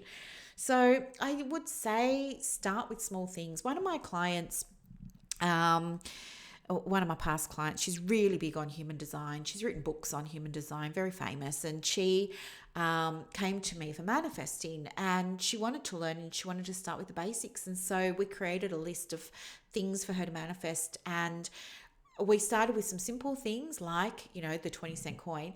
But then we wanted to throw in some random things because she wanted to be stretched. She really wanted to test herself and see if she could do it.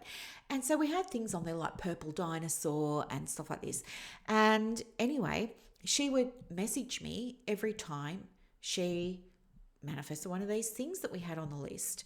And anyway, it was like she plowed through this list in like 48 hours and we couldn't believe it. Like she was crying with laughter when she was telling me because she could not believe that she'd manifested all this. And then, bloody 6 months later, she's got herself a book deal with Puffin. I mean, this stuff isn't about you magic something into the world, right? We're not going to be like bewitched and wiggle our nose and just blink our eyes. We're not like Genie, where we're just going to like cross our arms and like nod our head and magic something into existence. It's not about that.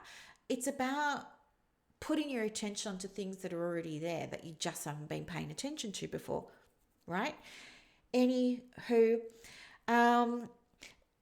one of the other criticisms of manifesting is that it really oversimplifies the idea of positive thinking to get what you want, and that it really pushes that. And I would agree. I think there are so many different accounts on social media that you can look at that all talk about positive thinking and the importance of raising your vibration and, blah, blah, blah. And the reason for this, there are a few reasons. One is they just don't know any better, right? Either it's what they learned when they were learning it, okay? They just don't know any better. They haven't questioned, they didn't do the research, whatever. But also because it's very popular, so therefore lots of people think it must be true. And then the third reason it's a problem is because when we're talking about vibration, there's a little bit of truth to what they're saying, but it's kind of like unconscious incompetence. They've got a little bit of the information and they're running with it like they know everything.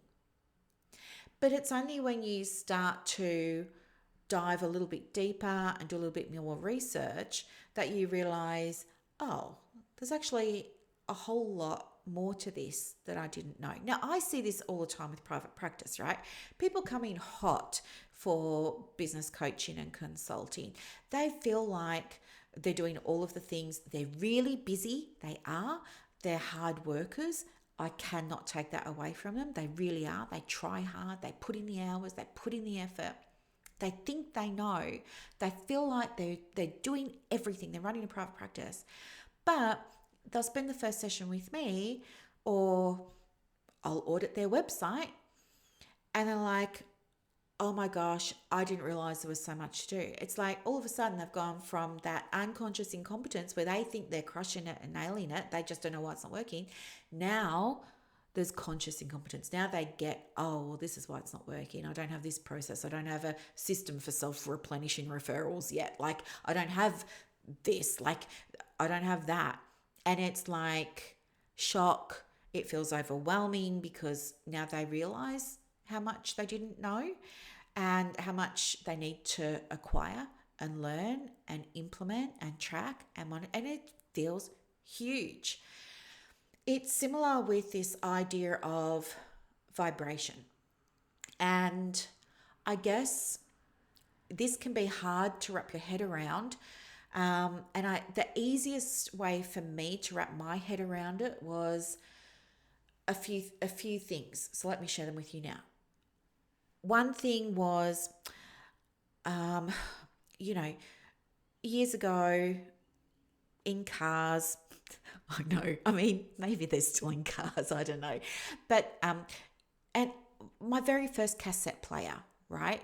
Twin cassette player, my Casio pink cassette deck. Well, it was my sister's. It had a little radio on it. And you used to have to dial the knob to tune it in to Fox FM. And while it was moving from 101.1 to 101.9, you would hear the static. And then when you got to 101.9 Fox FM, you would hear the voices and the music, and it was just like bliss.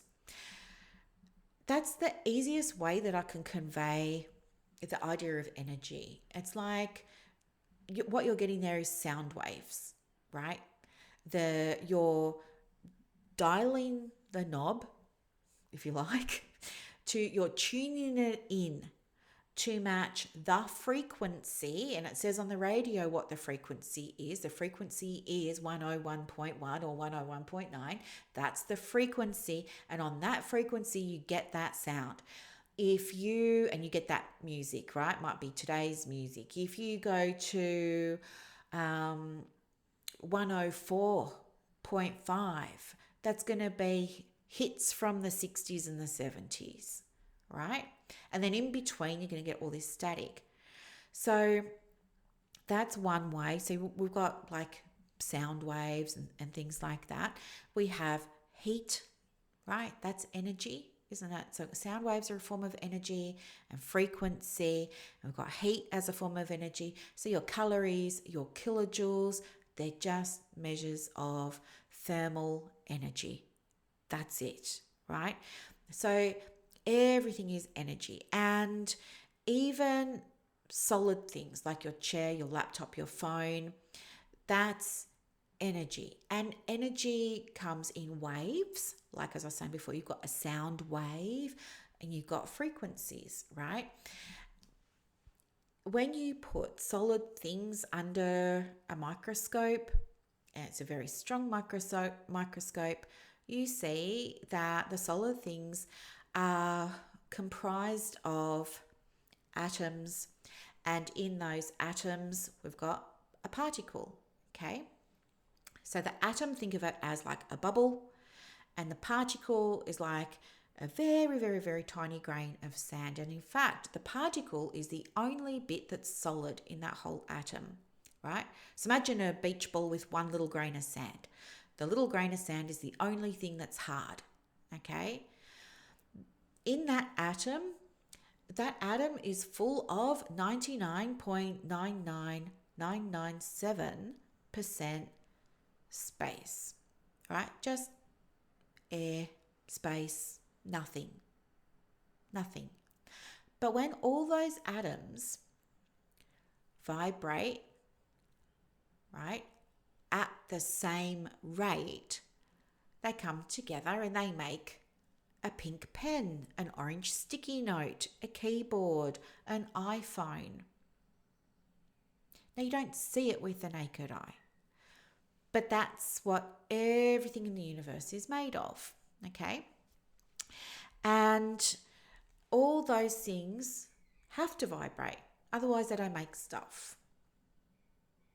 So we know that vibration is happening all the time. In terms of positive thinking and maintaining a positive vibration, where that comes from is the idea that when energy is moving very quickly, it goes faster, I was going to say. When energy is high, it moves quickly. When energy is low, it goes slow, right? So think about yourself when you've been feeling down in the dumps, tired, lethargic, resistant, you don't want to do something, right? You feel like you're dragging. It's the energy just isn't there. But let's say that you had to go and do your marketing and you don't like writing the emails and you don't like social media. You know you've got to, but you don't want to, so you're avoiding it.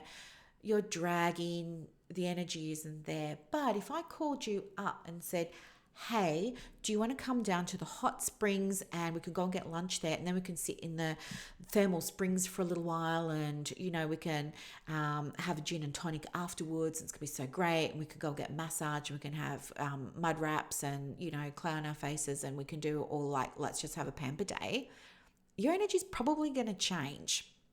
Or think about when you've been in a group situation, maybe it was lunch, maybe it was a dinner, maybe it was a group project you're all working on, and then somebody comes late and you notice the energy of the group change. That's what we're talking about. So when the energy is moving quickly, right? When we're excited, when we're lit up, when we're motivated, when we're, full of joy, when we're full of gratitude, when we're full of so much appreciation and things like that, all that energy is moving quickly, right? So if you have to run 100 meters, are you going to run it more quickly if the energy is quicker because of your, the way you're feeling and your mindset?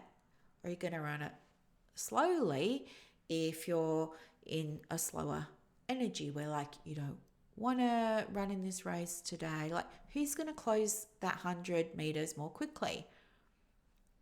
The person with the quicker energy.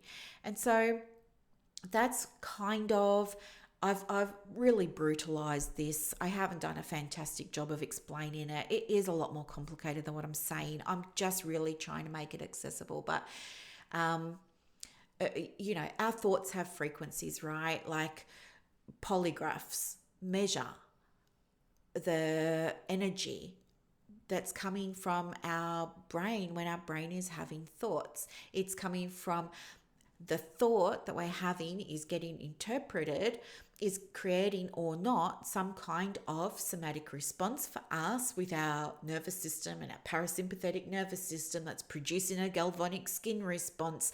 And this is how the energy is getting measured, right? And it's how we tell if somebody's telling us the truth or not, right? Or ECGs, right? Again, measures that your body is energy. Your body's running on energy. Your thoughts must have energy. Otherwise, they couldn't exist because energy is required to create them. Okay.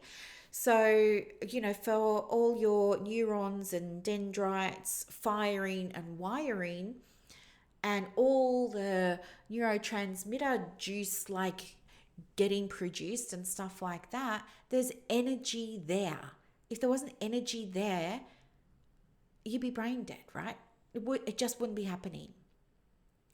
So the idea behind thinking positively is in part correct, but because it's not presented in detail, I think what happens is people, again, just perhaps don't think to question, doesn't occur to question, they don't want to question, they're trusting the person who's giving them this information, and they really do think that if they just maintain a positive focus, a positive outlook, that they will be able to manifest the thing that they want into their reality. And it's only true, I believe, insofar as it's one ingredient.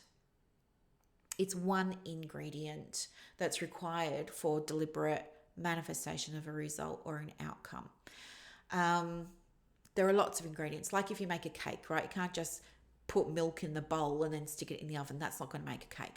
You need to have flour and egg and sugar and water and vanilla and like the things.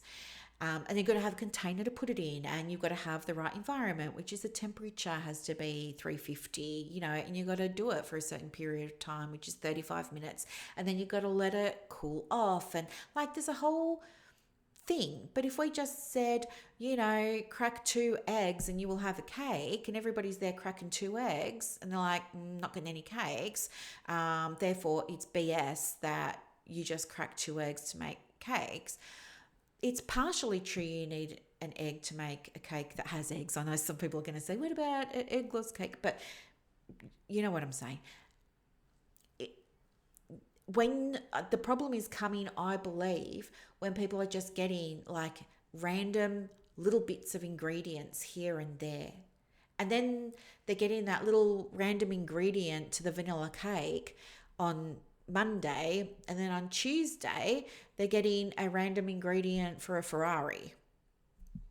And people don't understand that there's so much more, and so they do what they're told to do on Monday, and then they do what they're told to do on day 2 of the manifesting challenge, and they don't understand that it's not just the strategy alone, it's not just the vibration, there's so much more to it that goes into the creation of the experience that you want to have in your reality. So the positive vibe thing, I do think can be problematic because I'm yet to see it provided in context. I don't think there are, I think that it can lead to toxic positivity where people feel like it's not okay for them to now feel anxious or depressed or question or worry or things like that. And that's never a good place, right? All feelings, emotions, experiences are valid. And they're all very, very important. They all do have a place in creating the things that you want to experience in your reality. And by that, I mean, like you might be thinking, but you just said depression and, having slow energy. They're going to make things harder for you because it'll be slower, or you're going to fight against it because part of you wants to manifest a thing, yet a bigger part of you believes you're not worthy enough, you're not good enough, nothing ever works out for you. And you're going to be dealing with all that. And if you don't have the energy to deal with all that, it's going to be hard and you might just give up. or it could make your mental health even worse, right? Problem. We don't want that. But I think when I say that, yeah, there can be space for all of those moods, feelings, emotions, etc. in manifesting. I think you've got to be open to the idea of looking at, okay, what's it telling me? What am I depressed about today? What am I depressed about in this moment? How would I prefer to feel? What's within my control? All those kinds of things. There are so many different ways, but I think you can. I do believe that contrast creates clarity as well as action creates clarity. I think if you don't know what you need to do to get more clients, you should have a go at a bunch of things, and you're going to learn pretty quickly what works and what doesn't for you, and what feels good and what doesn't for you. Same with creating income through passive income streams and stuff like that. The default, everyone seems to want to make digital products and courses and worksheets and stuff, and they have done zero research on them. They're things they think they should be doing because they've heard about it, they see me doing it, they hear other people talking about it, but they haven't connected yet with what they want to do. So I think taking action when you're not sure is a great way to get the tick or the cross. Yes, I'm on the right track. This is for me. No, da da da da da. Or no, this didn't work. Let's have a look at why. Oh, I see now. Let me try again, and I'll fix this thing over here. I'll give it another go. So I think if you approach things with a growth mindset like that, yeah, you can. But you've got to be available to approach it from a growth mindset in that sense. And not everybody is, and that's perfectly okay. But there are some people who are, and I want them to know that, having depression and things like that doesn't mean you can't. There are just things to be aware of. And of course, as I said, I would be just making sure that it's not a substitute for you getting your own supports in mental health and stuff like that, etc., etc. All right. Another thing that popped up a lot was you shouldn't do it because it's witchcraft. It's not Christian. It's very witchcraft. And that's against the Bible, and that's against God, and that's heresy. So I thought, this is interesting. I just want to double check this for myself. And anyway, because I'm learning about Christianity at the moment, it's interesting from an academic perspective. I want to learn. And actually, there's a lot in the Bible about manifestation. It is not witchcraft in the Bible. It is not heresy. You're allowed to manifest things. And I've got a few quick examples. I've got 4 little examples here. So in Hebrews chapter 11, verse 1, it says, now faith is to confidence of what we hope for and the assurance of what we do not need. Okay. Matthew 7:7, ask and it will be given unto you, seek and you shall find, knock and the door will open. Mark 11:24, therefore I tell you whatever you are, and for in prayer believe that you've already received it, and it will be yours. And then there's Proverbs, which is, for it to be, think that it is, and so it will be. And it goes on and on and on. There's so many examples. And there were lots of examples too, written by Christian scholars on manifestation, that pretty much said this through line, which was, in Christianity, there's an overarching belief that we all have spirit, right? Higher self, lower self, spirit, whatever. But there's also Holy Spirit, right? And that is God's spirit within people who believe that God resides within them, right? They ask for the Holy Spirit, they receive the Holy Spirit, right? And they believe that, God's Holy Spirit is part of their spirit now, right? And so in these other academic articles on manifestation Christianity, it was not uncommon for those scholars to be talking about, well, if there's the inner dwelling of, the Holy Spirit, or if there's the inner dwelling of God within you, and God is a creator, then by extension, you are a creator. And if you've got something on your heart that you want to see, that you want to create, you can do that. You can create. But again, they also reference back about needing to believe, needing to take action, doing all of these things, right? So I just wanted to say, if you are thinking, oh, this all sounds great, I'd like to have a go, but I don't think I can because I don't want to upset God and do your research. You'll find there's lots. It's very reassuring. You're going to be just fine. It's I speak a lot about higher self and higher consciousness and, things like that. But with a Christian lens, you would say that it's God that's creating it through you, right? Okay, I'm just going to leave that there. All right. One of the other criticisms is that it's super selfish because it's only focusing on you, right? It's very individualistic. And I agree, but I don't think there's anything wrong with that either, right? It's like saying going to the gym is wrong because it's individualistic. It's very selfish because you're only focusing on yourself, right? Or getting your Botox done or something like that. Now, there are so many things in the world that we do for all kinds of reasons for us, okay? Self-care is for us. It's something we do for us. So by this logic, that will be considered bad because it's selfish, because by definition, it is individualistic. We're thinking about ourselves. We're getting the thing that we want. But I agree to some extent that yes, it is selfish. What I don't agree with though is that by you being individualistic, you're doing it at the expense of anybody else, right? You looking after yourself doesn't need to and doesn't necessitate the sacrifice of somebody else, okay? Well, depending on your situation, but usually it doesn't. If you want to, like, let's say you're super stressed lately and you've been blowing up at your partner and your kids, and let's say you want to stop being like that, right? You want to sort it out. And so you're like, okay, this is my focus now.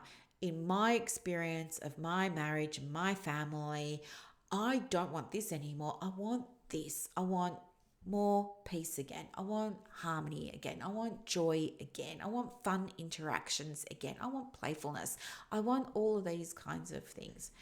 If you put your attention onto that and then, you do the things, you can have that. And I don't think that that is, while it's individualistic because it's on you to sort yourself out, yes, I don't think it's at the expense of anybody else regardless. I think other people actually benefit by you learning how to control your temper, right? Your relationships with children benefit, your relationship with your partner benefits, I think if you want to manifest more clients for your private practice, or you want to manifest less one-to-one clients and more passive income, yeah, that's individualistic. It's stuff you want to do. But I think there's also a positive sum as a result of that.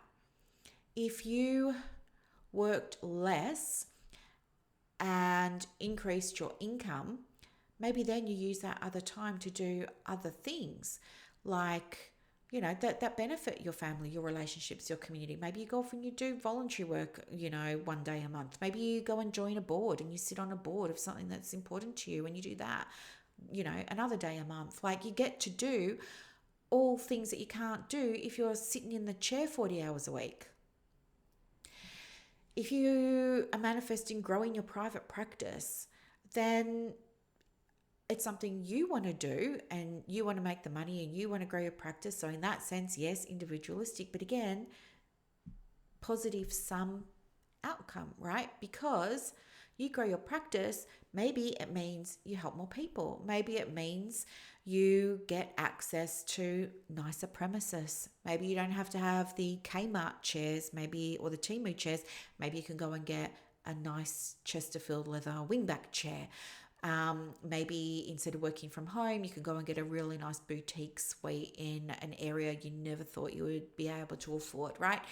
Maybe you get to help more people. Maybe you get to give opportunities to students on placement. Maybe you get to give opportunities to women who are looking for part-time work from their homes, and now you open up your business to telehealth and you get to help those women, and by extension help more people, because you're now having a ripple effect, because those women are working with more clients that your business can now service, right? So I think, I don't know, the claim that manifesting is bad because it's all about you being greedy and selfish, I think, sure, for some people, yeah, but I think it really depends on the person and what they're trying to bring into their experience. And I don't think it's always bad. I think a lot of the time other people benefit by default. And I think that that's worth acknowledging, not only focusing on the negatives to that. So I thought that was helpful. But I guess some of my biggest criticisms of modern approaches to manifestations, the thing that really gets me is having it promoted as like anyone can do it if you buy my course. I think that that's baloney. I think that's untrue.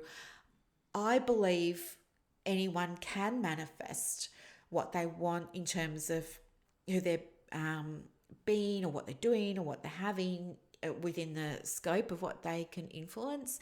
But conditions apply. And I think nobody says that. To me, the conditions are, it's like, Maslow's hierarchy of needs. You know how he's like, you can't get to self-actualization if you don't know where you're going to sleep that night. 100%. I agree with that. I think that there needs to be, you've got to start at a certain level. I don't think you can come into this from a space of this better work for me, or else my marriage is over, or else I lose my house, because I can't pay the bills, or, there's some kind of or else. I think if you're in that, no, this is not the time for you to have a crack at manifesting. And the reason why is because when you're trying to create from fear or from that anxiety, it can mess with your ability to see outside the box, to persevere. If you've got a timeline and you're like, man, I really need to manifest this, $5,000 mortgage repayment by Friday, but you're not in a position to be resourced to do it. Resource meaning, you have like the attitude, the approach, the open mind, all of that, in addition to having basic safety and security, then what's going to happen is instead of focusing on making progress towards that end date, what's going to happen is you're going to be squeezing onto that so tightly. It's going to be at the exclusion of everything else, which means what's going to be coming up for you in your experience of your reality, in your line of sight, is how long something's taking. Therefore, it's not working. Therefore, you can't do it. Therefore, you're going to lose your house. And you're going to externalize it and blame somebody else for what's going on, right? Because you're squeezing it so tight, and you're going to be at it every 5 minutes. Is it working? Is it working? Is it working? Is it working? I mean, to be able to manifest something, as I said, it requires a lot of moving parts. It's kind of like my new watch, right? If I pull my new watch apart, I can see all the cogs and all the mini cogs and all the mini cogs and all the super duper mini cogs and all the little arms and things moving around, right? There are so many moving parts. It's like, if you buy something online, if you buy something from Amazon, say you buy something from Amazon today, you don't then go and do something else and then go and check if Amazon's delivered it and then send Amazon an email saying, where's my thing? Have you sent my thing? How much longer is my thing going to be? And hassle Amazon every 10 minutes until Friday. You don't. You just place your order and you let it be, and it turns up when it turns up. And Amazon says, hey, if you're in Amazon Prime, you can get it in 2 days. If not, you're going to get it in 5 days, and you know it's going to come in roughly 2 days or 5 days. But if it didn't come on day 2 or it didn't come on day 5, you're not ringing up Amazon, abusing Amazon, demanding refunds, threatening Amazon, saying you're going to take Amazon to court because they. Do you see what I'm saying? Like, when you're trying to manifest from that place of needing rather than wanting, I think it's the need that can interfere with your ability to do and be what you need to do and who you need to be in order to get the thing. And it's probably not what you want to hear, because you might be thinking, oh gosh, well, I do need $5,000 by Friday and stuff like that. You can have it, but there already needs to be things in place first. And one of those things is you need to be okay not getting it by Friday, because there's some things that we just don't have control over. What you can control is your experience of it. So you could say, well, I'm doing everything within my power to, call in this $5,000, to see this $5,000. And I'm open to all the different ways that it could come. And I'm going to do my bit. I'm going to do what I can. But I'm also going to create a willingness, a openness in my mind that, hey, this could come in unexpected ways, and that's totally fine with me. I'm open to that. Really don't care how it comes, just as long as it does. And yeah, by Friday would be good, but I've got some wiggle room either way. That's going to work better for you. With me at the moment, I want this house paid off in under 12 months, right? By 4th of June. Mortgage gone by 4th of June 2027 or sooner. Now, with me manifesting it, as you've been hearing and witnessing and observing and noticing, I've had to shift a lot of things, right? I've had to change the way I see myself. I've had to see myself as I'm the type of person who just does it, right? I'm the type of person who is resourceful, makes stuff happen. That's my identity that I'm choosing to embody right now, because that's what I figured will support me the most in achieving it, right? In doing it. It's not going to help me at all to say, oh, geez, I don't know if I can. Oh, I think I just need another strategy. Oh, I think I don't. No. I have to believe I'm already just someone who does this. It's not even a big deal for me to be able to do it. I don't know why everybody else thinks it's a big deal for me to be able to do it. I just kind of get on with it and I do it. And it was through that I then did other work on my identity and how I see myself. Like, I had to look at what I believed, what I needed to change in what I was believing. I needed to be aware of what I was noticing and seeing in my world, and think about, do I want to see more of that, less of that? What am I not seeing that I want to start seeing, and how can I start to see it? And I had to do all that work as well. I had to let go of a lot of things that I felt were very important to me and that were required.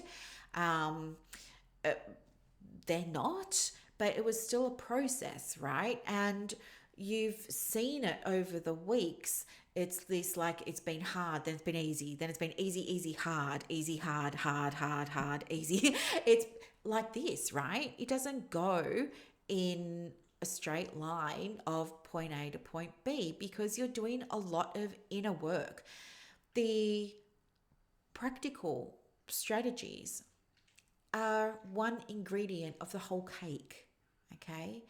I need to have an environment that's conducive to me being able to pay it off, which means I need somewhere nice to stay. I need a nice office. I need things to be better organized. I need to love coming into my study. Okay, great. What do I have to change about my study in order for me to really love coming into it? Right? What do I need to change? What would organized look like for me now? This version of me who just does this stuff automatically and has self-replenishing income that she doesn't have to even think about, that gets to work with the same person year on year on year, because they've got the good relationship, because, I have to think about all of that. And I have to think, am I aligned with that now, or do I need to change something? Is that a belief? Is it how I'm showing up? Is it da da da da da? But also, I have to think about what can I do that's within my own scope of influence. And for me, that's been the business pivot, right? So not only anymore working with women who are starting, growing, or scaling their businesses or creating passive income, but now also working with everybody from different backgrounds, right? Working with not only women in health, but the wives and girlfriends of footballers, but also working with the women at the CWA, also working with the farmers, also working with the AI guy, right? It's not so much now my business is Brooklyn is where you go if you're a woman and you're starting, growing, or building your private practice and you want help with that.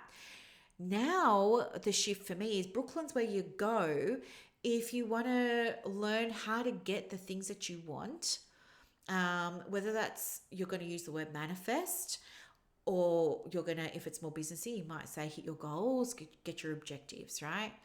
And you come because I've got the way. And so that's what I'm pivoting for now, being known for my way, being known for my style, my approach. And I can work with anybody with my style or my approach. So, I think that anyone can shift their experience of their reality, but conditions apply. I think you've got to do it from want, not need. You have to be safe first. That's a condition. Like, I'm not going to help anybody manifest anything if they're like, I can't afford it. This is my last ditch effort. My husband's going to leave me if, I'm going to lose my house if. No, we don't want to be doing it from that space. Okay. What else? I think my other biggest criticism is that when you have a look online on social media at other people's courses of teaching manifestation, things like that, I think a lot of the time there's just like no evidence behind it. And this was one of the big criticisms of my professional community back in the day. They were like, oh, there's no evidence, it's not evidence-based. And I agree, but what I know now after doing the research is I can go into the Monash library online and I can type in, show me articles of manifestation, barely anything's going to come up. If it is, it was usually irrelevant, not really what we're talking about today. But so yes, in some ways the psychologists were right. No science behind it. But they're looking at that as a whole concept. That's like saying, what's the science behind vegetables, right? And I know that there is science behind vegetables, but I'm just trying to give you an example here. It's a category, right? Manifestation is a category. When you drill down though, what you find is that, a lot of the strategies that are being shared do have evidence behind them. um, do have reliability, validity, and therefore credibility. And many even are being used by psychologists and counselors and social workers in the work that they're already doing. Um, so I think one of the big problems is that when we've got people who perhaps, and this is the other thing too, it's not about freaking ancient wisdom. Why is everybody banging on about the ancient wisdom? It's nothing to do with ancient wisdom.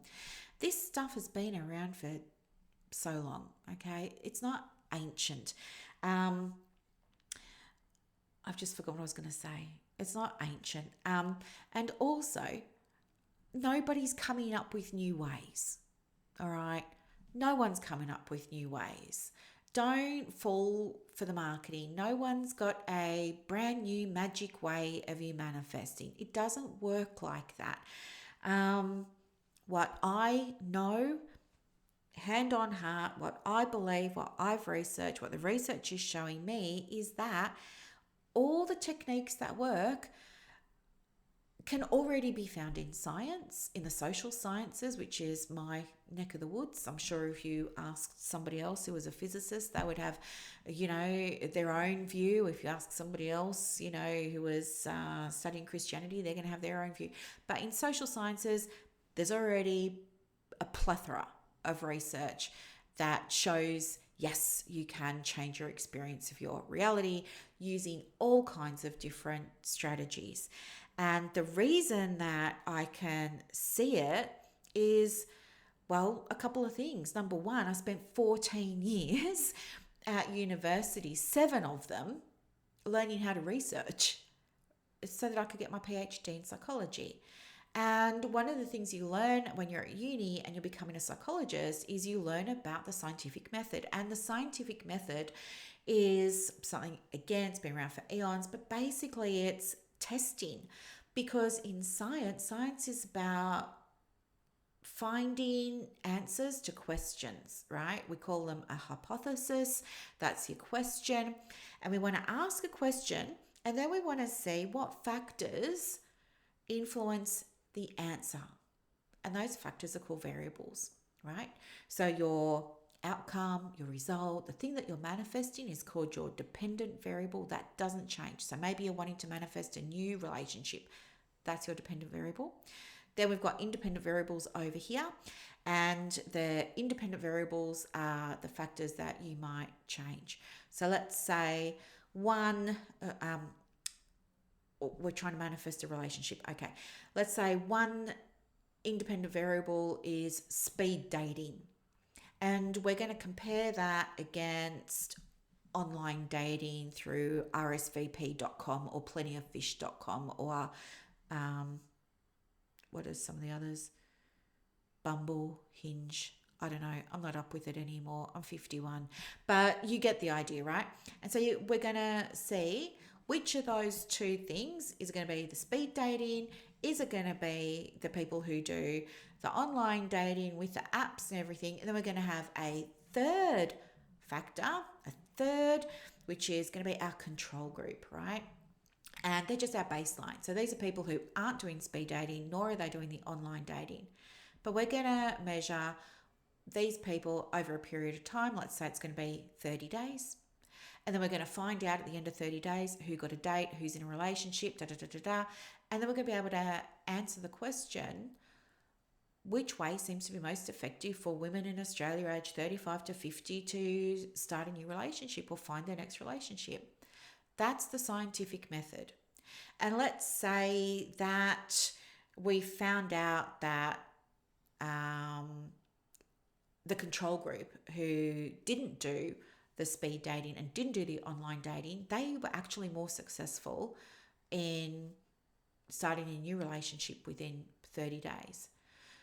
Now, what we're going to do is when we come to write our paper, we're going to talk about the experiment. We're going to say what we did and what we measured and what we tracked and what our results were. But we're also going to talk about where we messed up. And we're going to say, well, we only let the speed dating group go fortnightly. So they only went on 2 rounds of speed dating. We think that if we let them go 3 times a week, each week of the 4 weeks in the 30-day period in the month, that there would have been more people that ended up in relationships. So we recommend that next time we do this study, or if somebody else wants to have a crack at replicating our study, we're recommending let the speed dating group go to the speed dating events more frequently in that 30-day period. Do you see? So then somebody else will come along and go, oh, this looks like such a great study. I'm going to replicate it, and I'm going to take what their recommendation is. I'm going to run with it. And so now they're going to do it again. The dependent variable is whether or not we're in a relationship. The independent variable, like the H1 or whatever, that is that the speed dating group is going to be more successful getting into relationships than the online dating group. And then we're going to say that, both of those groups are going to be more successful than the control group who's not doing anything, etc. And then we're going to analyze that data. That's called the scientific method. And we do that for all kinds of things in psychology. And that's how we end up with things like CBT, single session therapy, polyvagal. All of this comes from the scientific method. EMDR came from the scientific method. It's testing. And I think that when we oversimplify things, it's because we're not looking at all the science behind. And I know that the scientific method exists because I learned about it. I experienced it firsthand. I've used it so many times. But then the other thing too is, even if you're in the scientific community and you have access to all that, you don't know you've got access to all of that because it may not even be on your radar to go and research something, right? I mean, it certainly wasn't on my radar to go and research it up until like the last 10 years. And that's been a lot of research over the last few weeks, as you've heard. So even in the scientific community, you might not be thinking about, in our case, what we're talking about now is manifesting, but it could be anything, right? So the reason that I know about it, and maybe some people who've got big followings on Instagram and they're running all the courses and they're doing this and they're writing the books and, New York Times bestseller, that and all of this. I think the reason that I know about that is because I've got that background. They don't. And I think because I've got 30 years of experience working with the mind and human behavior, and I've seen people change. They don't, by and large. Some might, but it would be pretty rare. And also, I think if you're just not exposed to all of that, like the scientific method and the scientific community, it's just not part of your world. And so you wouldn't think to ask, you wouldn't think to question. And that's perfectly okay, right? It's just like if my mechanic started talking to me about particular oil and helixes in my oil and stuff, I've got no idea. I just want to know, does the oil work? But he knows what oil is best for my car because he's gone done the PD and he understands about the oil and he's learned about it at the school and he's part of the community that's talking about it all the time, right? But then people go on Instagram, they talk about car oil and they don't talk about, oh, well, yeah, hang on, it is a great oil, but conditions apply. Like it's got to be a car that was produced between this year and that year, and it's got to be dual fuel, and it's got to, all of that. So anyway, I am just like, yeah, it's not like I'm not backing down. It's that I feel like very good about moving into this space because I feel like there's absolutely so much credibility and I'm excited to share it. I'm excited to start talking about it. I'm excited to start helping people with their own manifestations. If they want to use that term, that's perfectly okay. If they'll rather say achieve their goals, that's perfectly okay too. It doesn't really matter what the language is, as much as, I guess, the approaches being incorporated are ones that I feel, could I sleep well at night knowing I'd given this person this strategy? Is this strategy defensible? Like if somebody came back to me and said, "Oh, you said, do this," could I defend it? And I'm so confident that I can with all of my strategies, especially now I've taken all this time to go and do all of this research. So feeling really good about it. I think, are there going to be naysayers? Are there going to be haters? Are there going to be people who try and discredit me? Absolutely, because, I think it's human nature. I think there's some fear. I think there's a lot of ignorance around it. I mean, as I said, even just going and having a look at articles on Forbes and Huffington Post and Psychology Today, it was clear to me that a lot of the people who had written about how bad it is manifesting and stuff like that didn't have any understanding of what it actually was and didn't connect the dots that they're already doing it with their clients. I mean, it's crazy to me. It's like, talk about not seeing the forest for the trees, guys. Anywho, I'm like, yeah. And it's so interesting because now I may have said this at the start of the year, because when I know I always say my Reiki person, Liv, yeah. But when I went and saw Liv, my Reiki person from Phoenix Alternative in Ballarat, she also works in Daylesford, Victoria, if you're ever in the area and you want to go and see someone who knows what they're doing. She also said to me, "Oh, this is very interesting because I'm getting the sense here, Brooklyn." Sorry, I'm just typing my password in again. That, by the end of the year, you're going to be doing something that's different to what you're doing now. And back then in January, I was like, no. I help women start, grow, and scale their private practices, and I have for 10 years. I'm not, no. Then I was thinking, oh, maybe it's the AI. I really do enjoy some good AI. I love working with it. I love making the stuff. I'm into that. Don't know. Maybe. But now I feel like, no, this is it. And one of the card readers that I saw also in January and then again in April had said to me that things were really going to shift for me September, October. Again, she said it was about career.